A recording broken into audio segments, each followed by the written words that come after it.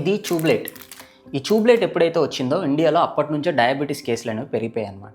ఎందుకో చెప్తాను చూడండి. ఇండియాలో ట్యూబ్లైట్స్ 1950స్లోనే వచ్చాయి, కానీ 1980s వచ్చేటప్పటికి ఆల్మోస్ట్ అన్ని ఇళ్లలో కామన్ అయిపోయిందనమాట. ట్యూబ్లైట్కి ముందు చాలామంది హాలోజన్ బల్బ్స్ లేదా కిరోసిన్ ల్యాంప్స్ వాడేవాళ్ళు. సో వాటిలో లైటింగ్ వస్తుంది, కానీ డే లైట్ ఉన్నంత బ్రైట్గా రాదనమాట.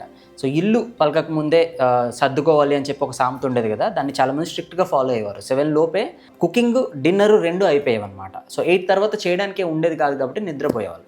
సో ట్యూబ్లైట్స్ వచ్చిన తర్వాత మనిషి డేలో ఒక 3 అవర్స్ ఎక్స్ట్రాగా యాడ్ అయింది. సో 8 PM నుంచి 11 PM వరకు ఎక్స్ట్రా టైం దొరికింది. బట్ ఆ టైంలో బయటికి వెళ్ళడానికి కుదరదు కదా, సో ఇంట్లోనే ఉండాలి, బట్ టైంపాస్ చేయాలి.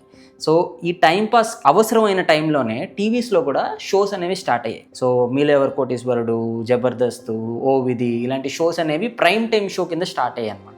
సో జనాలు కూడా ఇవి చూడడం స్టార్ట్ చేశారు.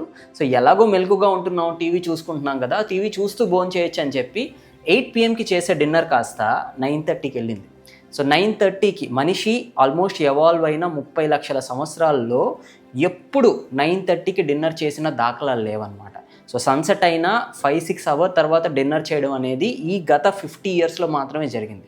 సో ఈ 50 ఇయర్స్లోనే ఇండియాలో డయాబెటీస్ కేసెస్ ఆల్మోస్ట్ 60 టైమ్స్ పెరిగిపోయాయి. సో మళ్ళీ చాలా సంవత్సరాల తర్వాత ఇంటర్మీడియట్ ఫాస్టింగ్ అని మళ్ళీ వెనక్కి వచ్చింది. అందరూ 7 లోపే డిన్నర్ చేయడం స్టార్ట్ చేస్తున్నారు.